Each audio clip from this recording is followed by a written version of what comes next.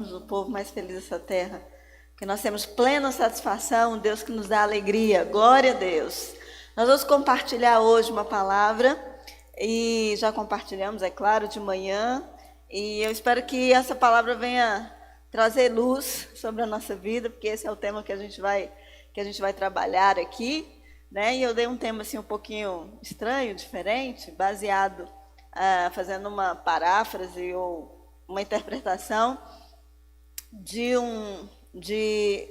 uma frase, né, de um filósofo que não só influenciou muito tanto a filosofia moderna ocidental, como ainda continua influenciando, que é o Nietzsche, que é conhecido como o filósofo que matou Deus, né, que é aquela frase, Deus está morto, é dele, ok? Então, mas ele tem uma frase muito interessante que ele diz assim, o homem, em seu orgulho, criou Deus, a sua imagem e semelhança. Embora, não, aqui não, no meu está com D minúsculo, mas o homem cria deuses também, e nós acreditamos nisso, e como disse Calvino, o nosso coração é uma fábrica de ídolos, né, e nós acabamos criando sim deuses. E o tema dessa mensagem é criou o homem, o Deus, imagem, a sua semelhança. Então, criou o homem, Deus, o Deus, imagem, a sua semelhança. Então, é um tema um pouquinho complicado, mas a gente vai desenvolver que você vai entender esse tema. Abra a sua Bíblia, ou se você não tem Bíblia, né? Se você pode acompanhar conosco, você pode ligar a sua Bíblia também no seu celular. João 3, verso 19, tá? Que a gente vai ler esse texto, João 3, verso 19, e do 19 ao 21. Tá bom? Então, vocês acompanham aí, eu acredito que você pode acompanhar conosco, tá? Vamos lá? Já achou? João capítulo 3, verso 19, rapidinho. Diz assim, e é assim que o julgamento é feito. Deus mandou a luz ao mundo, mas as pessoas preferiram a escuridão, porque fazem o que é mal. Pois todos os que fazem o que é mal odeiam a luz e fogem dela, para que ninguém veja as coisas más que eles fazem. Mas os que vivem de acordo com a verdade procuram a luz, a fim de que possa ser visto claramente que as suas ações são feitas de acordo com a vontade de Deus. Amém? Texto fantástico, tremendo, do capítulo 3 de João. O texto do capítulo 3 de João é aquele texto que começa com uma história que nós conhecemos, que é a história de Nicodemos. Inclusive, alguns meses atrás, algumas ministrações atrás, nós falamos sobre o novo nascimento, e João capítulo 3 fala exatamente desse jovem a quem Jesus se dirigiu e disse, olha, se alguém não nascer de novo, não pode ver o reino de Deus. Então, foi a esse jovem que Jesus disse isso, né? Então o capítulo 3 começa com essa história. Nesse texto também, aí Jesus dando continuidade a esse nascer de novo, Jesus fala dele mesmo, ou seja, de si mesmo, como Filho unigênito de Deus. É nesse capítulo também, que foi o Filho unigênito de Deus enviado para salvar o mundo, né? No verso 16, que é um dos versículos mais conhecidos da Bíblia. Quem conhece esse versículo, João 3,16? Vamos repetir? Vamos ver quem é que sabe mesmo? A versão que você sabe. Diz, porque Deus deu para que todo aquele não pereça, mas tenha a vida eterna. Diz-se, ou dizem, alguns estudiosos, alguns teólogos, dizem que esse versículo, se a gente não tivesse a Bíblia, se a gente tivesse só esse versículo seria suficiente para a compreensão do Evangelho, e esse versículo ele é o resumo, a gente pode dizer que é o resumo do Velho e do Novo Testamento, então é o resumo da história da humanidade, né? Então, se alguém quer resumir a Bíblia, quer resumir o Velho Testamento, o Novo Testamento, você pode dizer, porque Deus amou o mundo de tal maneira que deu o seu Filho unigênito, ou seu Filho único, para que todo aquele que nele crê não pereça, mas tenha a vida eterna. Então, esse é um versículo que resume o Evangelho, que resume a vontade de Deus, que resume a história não é? Podemos dizer, a história da humanidade, né? Desse Deus que ama e que vem em forma humana para nos dar vida. Mas também no capítulo 3 vai continuando, né? Logo depois aí, fala desse julgamento. E aí onde nós chegamos no verso 19, que diz que nós estamos em julgamento, que nós estamos em juízo. Veja que o verso 19 fala exatamente assim: e é assim que o julgamento é feito. É um pouco estranho, né, chamar isso de julgamento, mas olha como o apóstolo João se referindo ao julgamento, e o julgamento é assim, é esse, foi feito assim. Deus mandou a luz ao mundo, diz a NVI, mas as pessoas preferiram a escuridão porque fazem o que é mal. Então, o julgamento é esse. Deus mandou a luz e as pessoas, e que pessoas são essas? Pessoas que estão no mundo. Então, nós estamos aqui. Então, as pessoas preferiram a escuridão porque fazem o que é mal, pois todos os que fazem o mal, olha o julgamento, olha o juízo. Todos os que fazem o mal odeiam a luz e fogem dela. Por que que as pessoas fogem da luz? Por que que as pessoas, então, odeiam a luz? Para que ninguém veja as coisas más que elas fazem. Então, a Bíblia está dizendo que esse é o julgamento. Em outra versão diz assim: para que ninguém veja as coisas más, ou ao contrário, para que as suas obras, temendo que as suas obras sejam manifestas. Em uma versão mais antiga, enquanto a NVI diz: para que ninguém veja as coisas más que eles fazem. Então é sobre esse texto que a gente vai debruçar um pouquinho hoje, né? E a gente vai explanar aqui a palavra de Deus. Esse texto de si mesmo, por si mesmo, ele já traz a revelação, e que a gente vai aprender aqui algumas verdades. A gente vai considerar essas 4 verdades e depois fazer a aplicação em nossas vidas dessas 4 verdades aqui. Não é uma interpretação, né? É uma constatação do texto, tá bom? Então, primeira coisa que a gente entende aí desse texto, diz que a luz revela, ou a luz traz à tona tudo, ou tudo que há escondido. Então, se a gente apagar aqui essas luzes, né, apagar toda a luz, aqui nós não vamos ver muito pouco. Então, nós não veremos as pessoas, nós não teremos dificuldade de enxergar. Mas quando a luz chega, a gente vê todo mundo, a gente vê os defeitos, a gente vê qualquer sujeira, a gente vê a limpeza, a gente vê todas as coisas, porque a luz, ela traz à tona todas as coisas, e a Bíblia diz que ela traz à tona também o mal. Quando a luz chega, o mal também é revelado. Esse texto também diz, uma segunda verdade, que quem pratica o mal foge deliberadamente da luz. Então, alguém que não está fazendo as coisas, né, de acordo com a verdade, ela foge da luz. E o texto fala claramente isso. E ao contrário, o texto também diz que quem vive de acordo com a verdade, procura a luz. Então, quem vive de acordo com a verdade, ele procura a luz. A luz o chama, o convida, e ele então vai à procura da luz. E, dessa forma, quem vive de acordo com a verdade não tem receio que as suas obras sejam vistas claramente. Não tem receio. É isso que esse texto está falando. Por quê? Porque estão de acordo com a verdade ou com a vontade de Deus. E é interessante isso, porque quando a gente faz as coisas boas, a gente quer mostrar, quer que todos vejam. E as coisas ruins, a gente, né, quer esconder. E esse texto fala um pouco a esse respeito. Então, esse texto ele fala que a luz veio ao mundo e essa luz foi rejeitada, porque quando a luz chega no lugar, nada pode ficar escondido. E esse receio de revelar, às vezes, o que está escondido, é que faz as pessoas, como esse texto diz, se utiliza da palavra pessoas, para esconder as coisas ruins. Porque na luz a gente vê a bagunça, a gente vê a sujeira, a gente vê o estado real das coisas.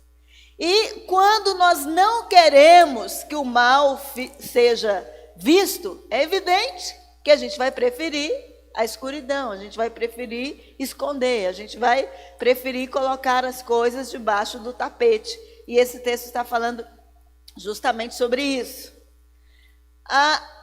Mas ele não revela a razão, né, pela qual não fala, pelo menos explicitamente, que mesmo diante da luz disponível, a Escritura diz que as pessoas não receberam a luz. E a gente sabe que porque as trevas, né, muitas vezes, ela é muito mais atraente do que a luz. Mas esse texto ele revela por que nós temos dificuldade de jogar luz em todas as áreas da nossa vida. E é isso que esse texto está falando, porque muitas dessas áreas não estão de acordo com a verdade. E se a luz chegar, nós seremos confrontados. E se a luz chegar, nós seremos expostos. E é isso que esse texto está falando. Porque aquilo que é bom a gente quer mostrar, não é verdade? Sim ou não? Mas aquilo que é ruim, né, a gente quer esconder. E a grande problemática disso não está necessariamente, aqui não está necessariamente clara, explícita. Ou não é necessariamente o fato de esconder o mal, mas de fugir da luz. Porque quando a gente não quer, né, que as outras pessoas vejam o que está escondido, a gente acaba que nós vamos criando uma imagem que não corresponde ao que de fato nós somos. Vocês estão me entendendo? Então, se a gente foge da luz, se a gente foge da realidade, a gente cria uma imagem. Alguém que vê alguém no escuro, ele tem uma imagem daquilo que ele está vendo, do objeto que ele está vendo, da pessoa que ele está vendo. Então, é uma imagem, não é real, não é absoluta. E é isso que esse texto está nos dizendo. Então, esse se torna um grande problema, porque já que nós escondemos o mal, escondemos aquilo que é constrangedor, a gente acaba expondo ou colocando para fora, ou vivendo numa superficialidade de uma imagem falsa que não corresponde à realidade. E isso significa, e isso implica, e isso está explícito no texto. Por quê? Porque a gente não quer ver, não quer que as pessoas vejam esse mal. A gente não quer que as pessoas tenham ciência de muitas coisas, muitos males que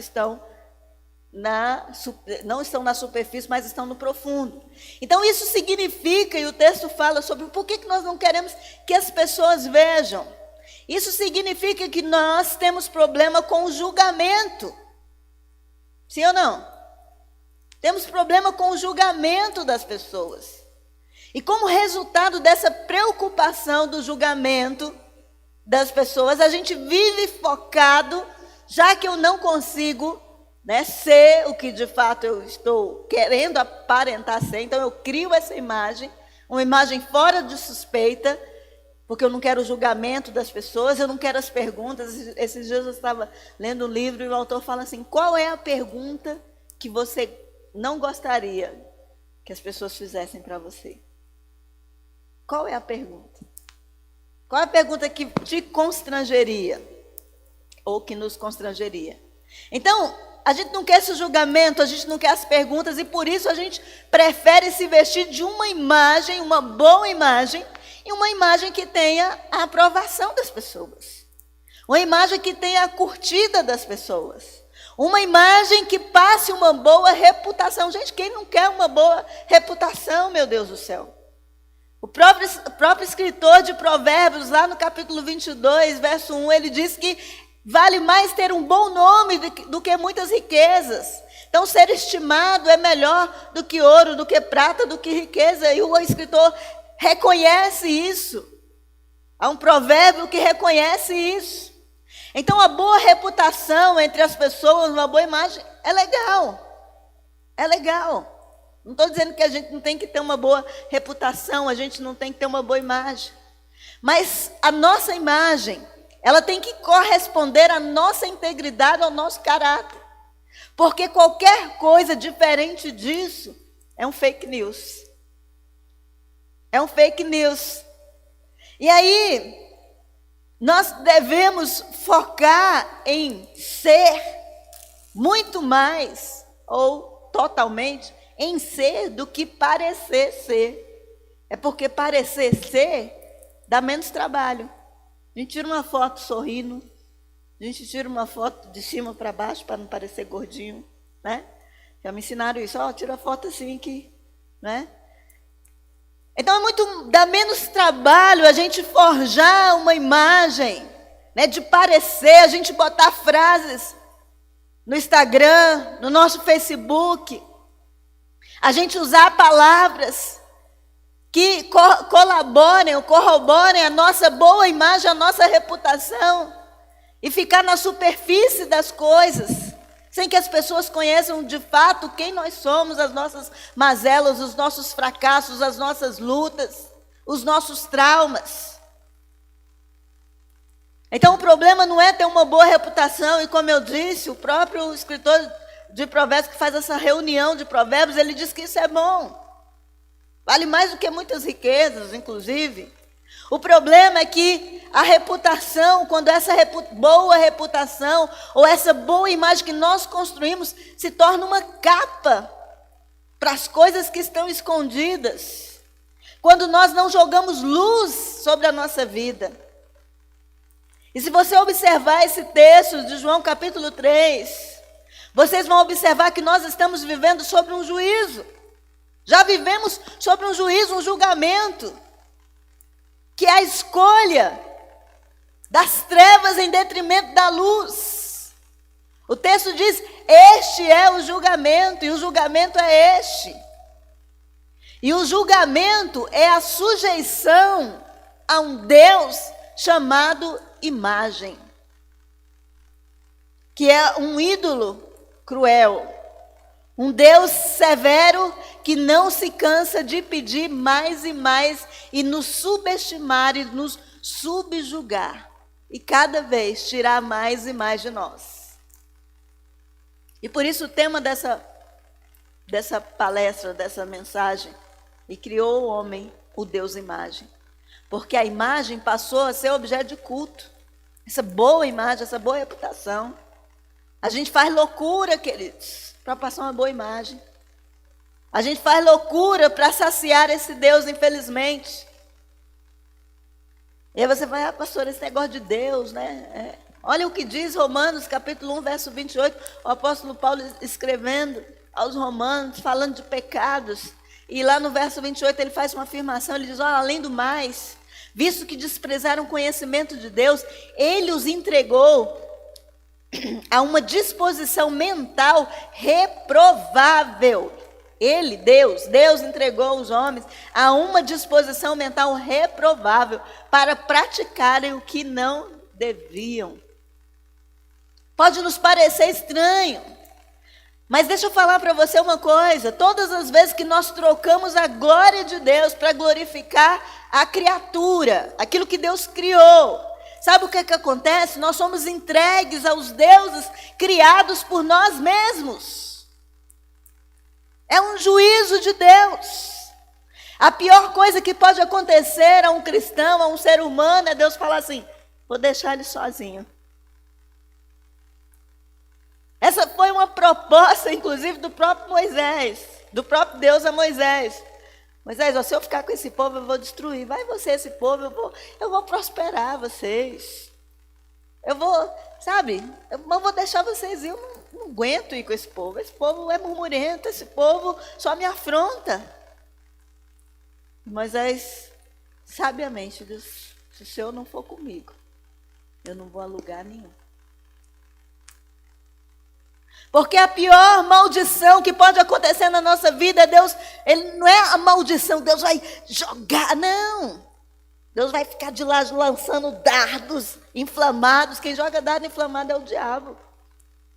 Deus nos deixa entregue a nós mesmos. E nós vamos criando ídolos, nós vamos criando deuses, e vamos nos rendendo a eles, nos curvando diante deles. E esse texto está dizendo que há um Deus que nós criamos. Um Deus que se alimenta das trevas. Entretanto, esses deuses, conforme diz o salmista, lá no Salmo de número 115, ele diz, esses deuses que nós criamos. A gente, às vezes, fala, né, de algumas religiões que têm Deus, mas nós criamos muito mais deuses, às vezes, do que ídolos que muitas religiões têm. Eu sempre prometo que eu vou pregar uma palavra sobre ídolos do coração, mas eu nunca preparei essa mensagem. Mas o livro de Salmos, Salmo 115, ele diz, esses deuses que nós criamos, eles têm boca, mas não falam, olhos, mas não veem, ouvidos, mas não ouvem, nariz, mas não cheiram, mãos, mas não apalpam, pés, mas não andam. Som alguma sai da sua garganta. E aí, o mais trágico, a eles se tornem semelhantes os que os fazem. Quando criamos, nos tornamos semelhantes a esses deuses, assim como todos os que nele confiam. E é por isso que nós estamos vivendo uma geração em que colocou a imagem, a superfície, o que a gente parece ser, é muito mais importante agora, é o grande lance, é o grande investimento da nossa vida, é a nossa grande busca, é o nosso grande Deus. É o parecer ser em detrimento do que de fato eu sou. A nossa boa reputação, é essa imagem que a gente quer que as pessoas vejam. Ou a boa opinião que a gente quer que as pessoas tenham ao nosso respeito. E a gente corre atrás disso. Mas nem sempre isso representa de fato quem somos. E às vezes por conta dessa boa imagem a gente trabalha com afinco. A gente foge da verdadeira identidade. E é por isso que a gente prefere muitas vezes a sombra, a meia luz, os filtros. Ou a total escuridão. Porque a gente tem medo de revelar, como eu disse, de fato quem somos. De fato o que nós fazemos. A fim de parecer melhor ou totalmente diferente. E isso se constitui uma idolatria à boa imagem e à boa reputação. Isso tem sérias implicações. Infelizmente, isso tem sérias implicações. Isso chegou até nós, vivemos nessa geração. E esse culto à imagem, implica que nós estamos amando muito mais a nossa reputação. Isso implica que o amor a essa reputação nos obriga a construir uma pseudo-imagem, uma fake news, uma fake imagem. Veja o que o texto está dizendo, eles preferem a escuridão. Preferem viver no escuro para que ninguém veja as coisas más que elas fazem. Então, como eu disse, não é a preocupação com o mal que está fazendo, mas o fato com que as pessoas veem. Nós, como pastores, trabalhamos com aconselhamento, muitas vezes aconselhando pessoas vêm até nós com problemas. Eu vou dizer para você, raramente as pessoas estão preocupadas com o mal que fizeram. Elas estão preocupadas se os outros vão saber quem está fazendo, quem está falando daquilo, quem disse. Muitas vezes você vai confrontar uma pessoa a respeito de um mal. Quem disse isso? Quem foi o fofoqueiro? Ao invés da pessoa cair, se prostrar e dizer, pequei contra céus e terra, ela está preocupada com a imagem. E agora o que vão pensar de mim? Ninguém pode saber disso. Não é preocupação com o mal que fez. Às vezes pecados graves que arrasam uma família, a pessoa está preocupada de onde veio, quem falou, quem disse, por que disse. Com a sua reputação, como que eu vou ficar com a minha reputação agora? Que fique no fundo do poço, na lama, você jogou lá, deixa lá. Então, nós precisamos entender isso. João capítulo 3 revela esse problema que é bem atual, que é a manutenção dessa boa imagem, a despeito do que nós fazemos. Eu só preciso ter uma boa imagem, eu não preciso fazer, eu não preciso ser. Eu quero que as pessoas pensem a respeito de mim. E é por isso que ele diz que nós fugimos da luz. E fugir da luz é fugir de uma vida transparente, de uma vida clara. Porque a gente não quer que ninguém saiba os nossos erros, como eu disse, as mazelas que muitas vezes nós estamos envolvidos. É o temor de cair no descrédito. É o temor do, e agora, o que vão pensar de mim? Aí a gente, então, passa para o discurso, ninguém tem nada a ver com a minha vida. Já viu esse discurso? Não, ninguém tem nada a ver com a minha vida, eu pago minhas contas. Essas coisas, pastora, são coisas que só dizem respeito a mim. E eu quero falar para você que todas as vezes que nós pecamos, nós ferimos o céu e a terra. E causamos grande euforia no inferno, porque lá sim tem festa. Nós devemos ter a atitude do filho pródigo. Sabe qual foi a atitude do filho pródigo? Quem lembra? Quando ele pensou em voltar para a casa do seu pai. Quem lembra? O que o filho pródigo pensou? Eu vou chegar diante do meu pai e vou dizer para ele: pai, pequei contra céus e terra. Não sou digno mais de ser chamado de filho. Todas as vezes em que nós erramos, todas as vezes que nós erramos o alvo, que nós pecamos, que nós transgredimos, a gente peca contra. E o que tem no céu, gente? Uma estrela? O céu e todo o firmamento. Se tem ET lá em Marte, a gente pecou contra eles. O buraco negro, as constelações, as galáxias. Pequei contra céu, toda amplitude. Mas não foi só contra o céu, eu pequei contra a terra. O que tem na terra? Tudo. Tem fauna, tem flora, tem homem. Todas as vezes em que nós desobedecemos, não é sobre mim, simplesmente. É sobre terra e sobre céu. Eu costumo dizer que até os cachorros da igreja foram ofendidos. Tem problema sair pedindo perdão. Não tem problema. Porque é essa perspectiva que nós devemos viver. Então, nós precisamos ter uma vida transparente, uma vida clara. É isso que nós somos desafiados, porque este amor, a nossa imagem, a nossa reputação, faz-nos ter ou construir uma imagem que não é nossa. Se você observar, o texto começa dizendo exatamente isso. A nossa disposição de esconder. Quer dizer, é um cativeiro que a gente precisa se libertar. Nós precisamos nos libertar. Transparecer ao mundo o que não é verdade ao nosso respeito. E é interessante que o texto também revela as raízes disso. É o temor da opinião das pessoas. Quando nós não queremos que as pessoas vejam, porque nós temos o temor da opinião e do julgamento das pessoas.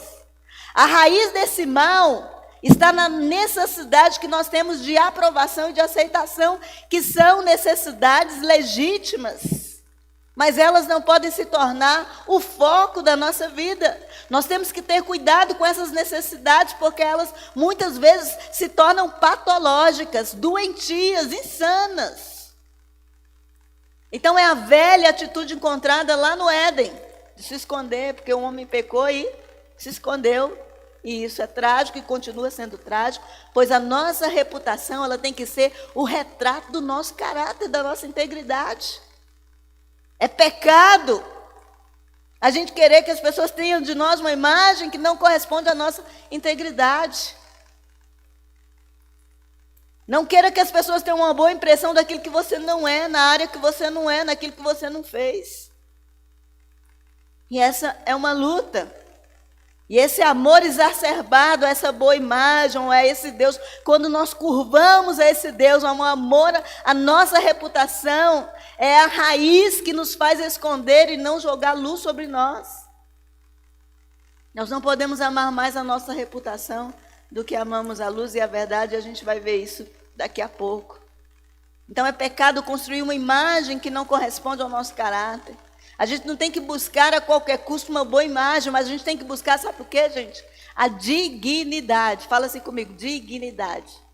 Isso, essa palavra que eu procurei lá no Aurélio, fiz questão de transcrever exatamente como está lá. Porque diz assim, não foi no Aurélio, foi no dicionário online. Qualidade de quem é digno, exemplar, que procede com decência, com integridade. Vem do latim, dignitate, que quer dizer virtude, honradez. Então não é uma boa imagem que nós devemos buscar, mas é a dignidade, que é ser, a qualidade de ser digno, de proceder com decência, ao ponto de alguém dizer, aquela pessoa é digna.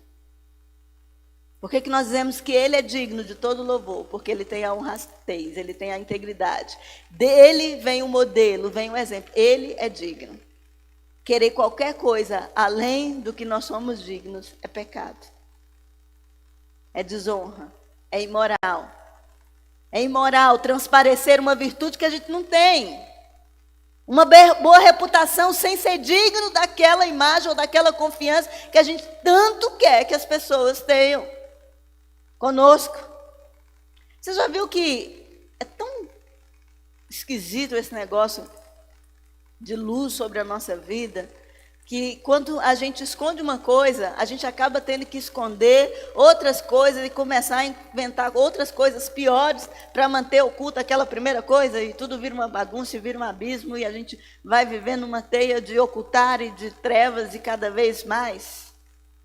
É por isso que a nossa energia deve ser gasta na busca por ser a imagem e semelhança de Cristo.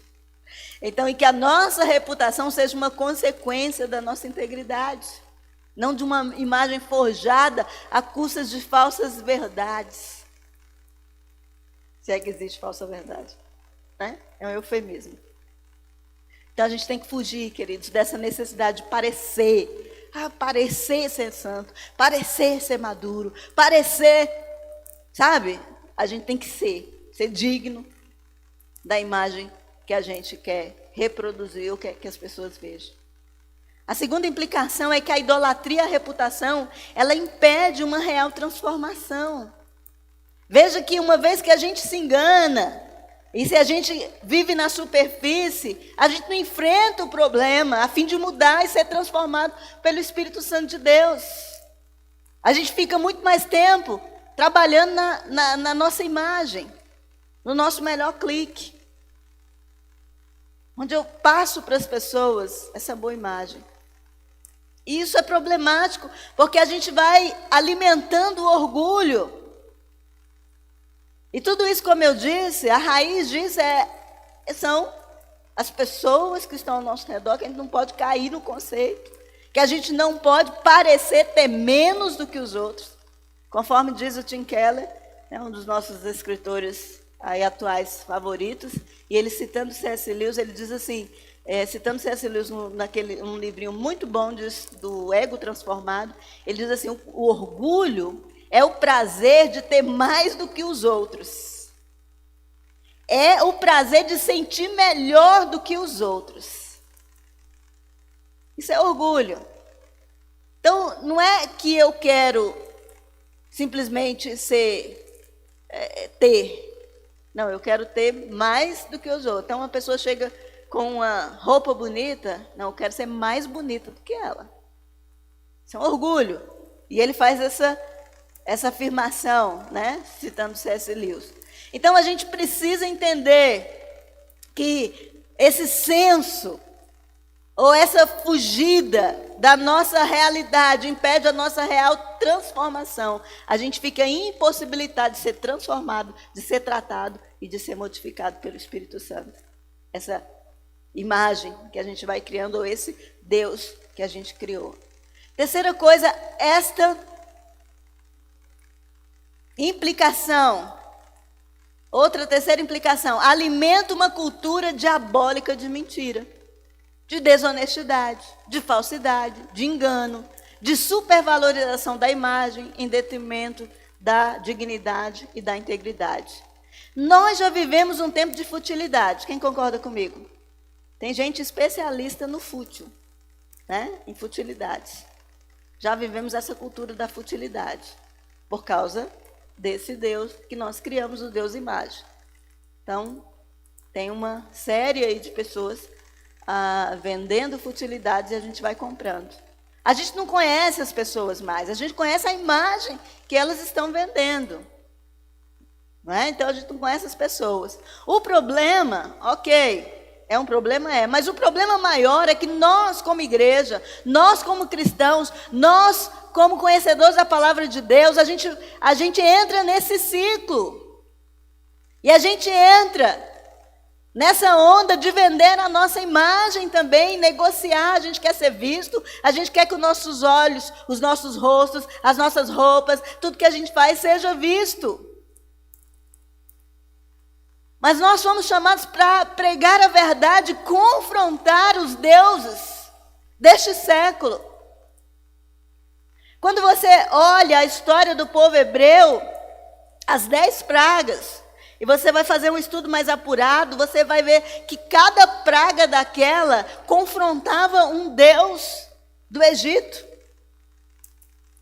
Cada praga era para confrontar um deus do Egito. Nós fomos chamados para confrontar os deuses que não são deuses, são falsos deuses.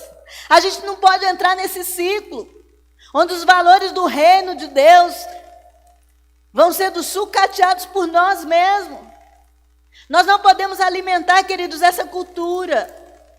A gente precisa proclamar o reino de Deus, reiterar. Não podemos fazer apologia a esse culto à imagem. Porque esse culto fala de coisas e pessoas vazias que só falam de si mesmo e de futilidades. Isso é o chamado da igreja. O que nós estamos fazendo? Como nós estamos postando? Infelizmente, muitas vezes a gente, até que inocentemente, é por isso que eu quero chamar a sua atenção, nós estamos postando imagens. Às vezes, glória a Deus, a mulher mostra o popozão, glória a Deus nas alturas, Deus é bom. Está querendo dizer que Deus é bom mesmo? Será que você está querendo dizer que Deus é bom, glória a Deus? Ou você está se submetendo ao Deus imagem, a passar uma boa imagem e outras coisas, estou só dando esse exemplo. Então, a gente precisa dizer não a essa cultura de viver mostrando uma imagem da superficialidade. E aí, por isso, nós vamos precisar tomar 3 decisões aqui, que eu vou falar delas rapidamente. 3 decisões para a gente viver na luz. Viver na luz. Primeira, ame mais a luz e a verdade do que qualquer boa reputação. Se exponha à luz. Nunca permita nada obscuro, nem uma aparênciazinha. A gente pode decidir isso. A gente pode definir isso, a gente pode tomar essa decisão. Não permita segredos na sua vida. Coisas que ninguém pode saber. Pactos. Fiz um pacto. Não posso contar isso para ninguém. Com meu namorado. Fiz um pacto que eu não posso com meu amigo. Saiba que é do inferno, é do diabo, esse pacto. Porque a Bíblia diz que nós somos luz e quando a luz chega, as trevas vão embora. Não existe pacto. Nós somos da luz. Fomos chamados para viver a luz e a gente ama mais a verdade do que a nossa reputação. Nós não podemos deixar as pessoas enganadas a respeito de quem somos. Não podemos permitir falsas impressões positivas ao nosso respeito, porque nós somos da luz. Nós precisamos amar a luz e amar a verdade, mais do que uma boa imagem, uma boa reputação. Traga a sua vida para a luz.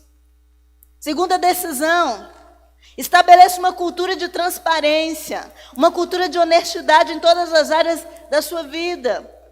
Escolha a luz em detrimento de qualquer vergonha, dor ou constrangimento que ela possa trazer à sua vida. Às vezes trazer à luz pecados, trazer à luz situações, trazer à luz segredos, trazer à luz erros. É dolorido, é constrangedor. Mas nós precisamos estabelecer essa cultura, porque a cultura do reino de Deus é uma cultura de luz. Jesus diz, eu sou a luz do mundo, vocês são a luz do mundo.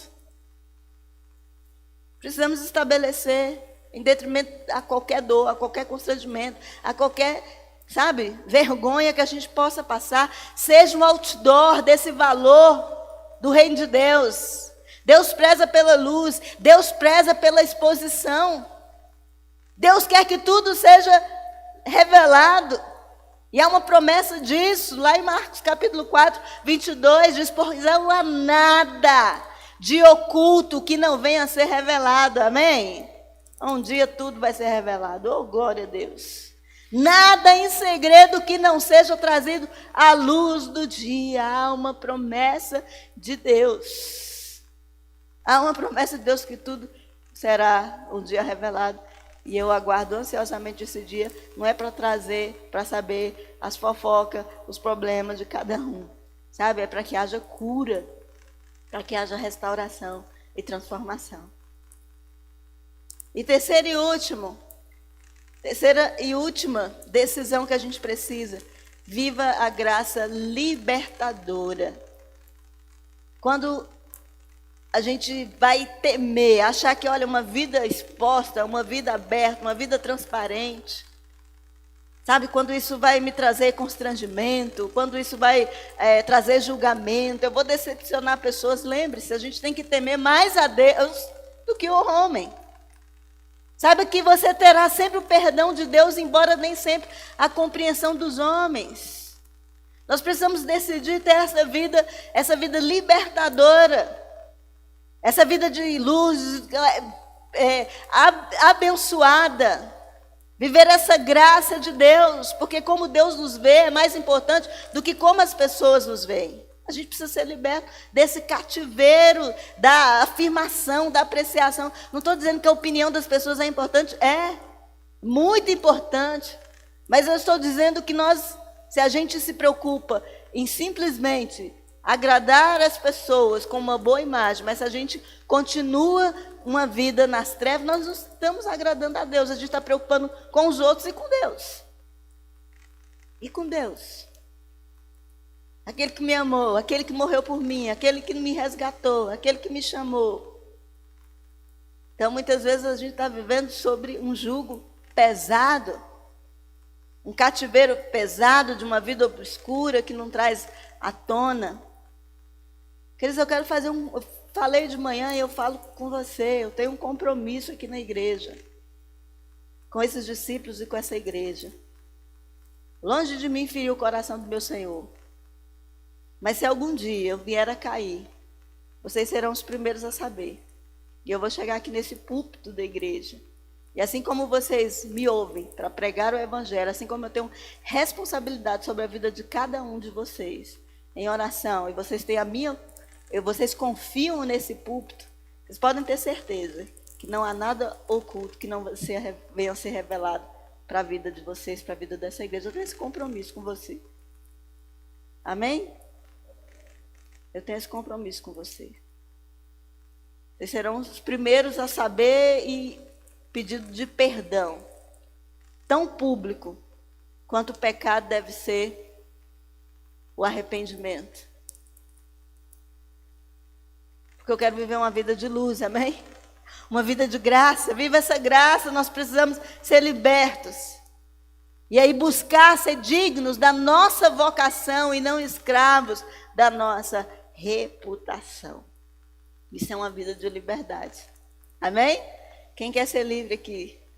Quem quer ser livre aqui? Então fique de pé, porque nós vamos orar e nós vamos pedir, Deus, essa é a vida que eu quero trazer luz.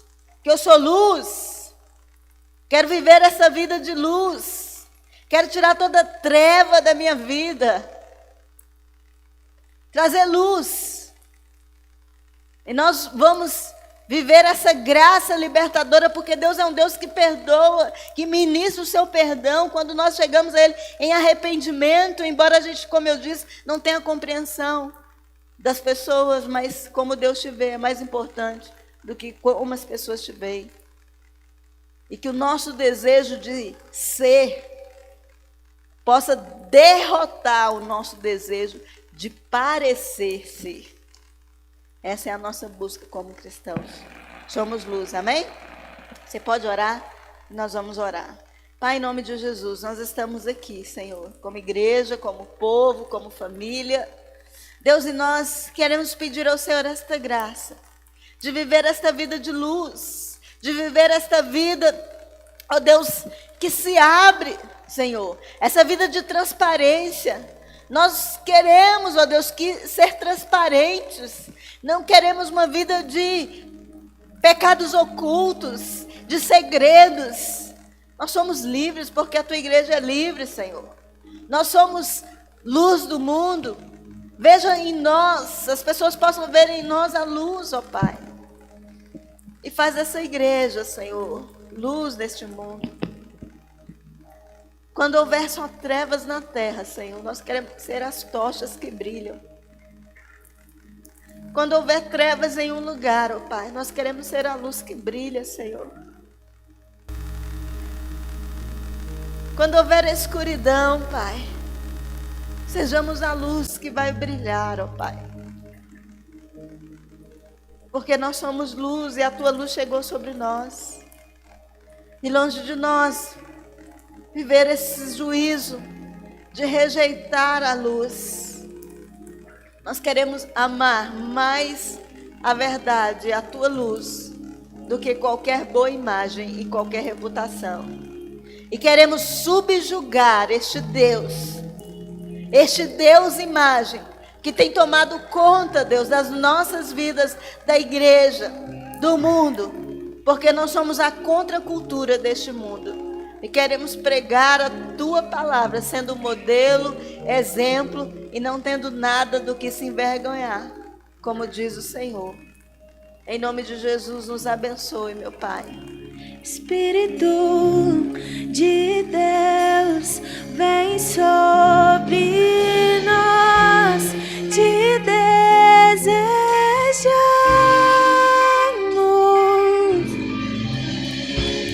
Teu reino vem, faz teu querer, inunda a terra.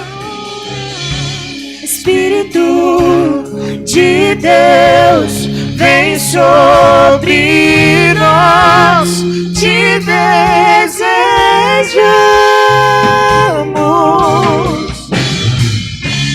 Teu reino vem, faz teu querer, inunda a terra.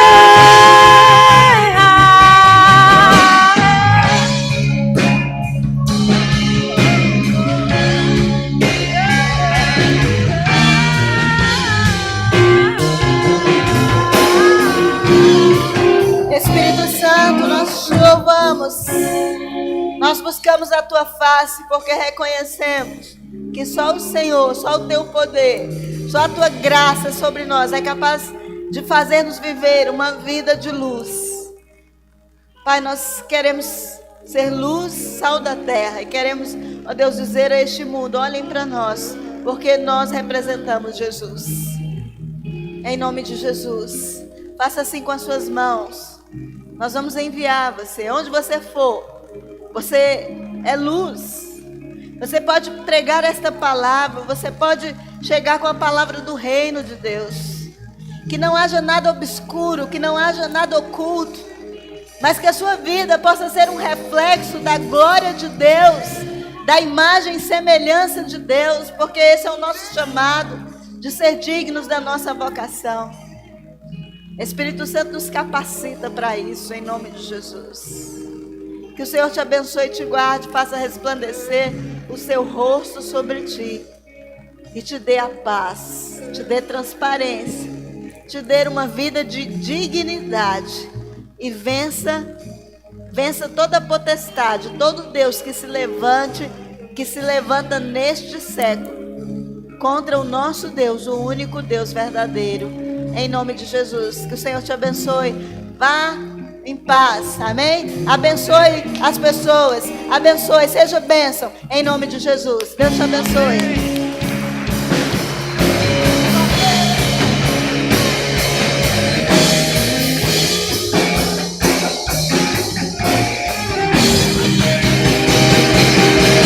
fazer o que nenhum homem fez em fazer.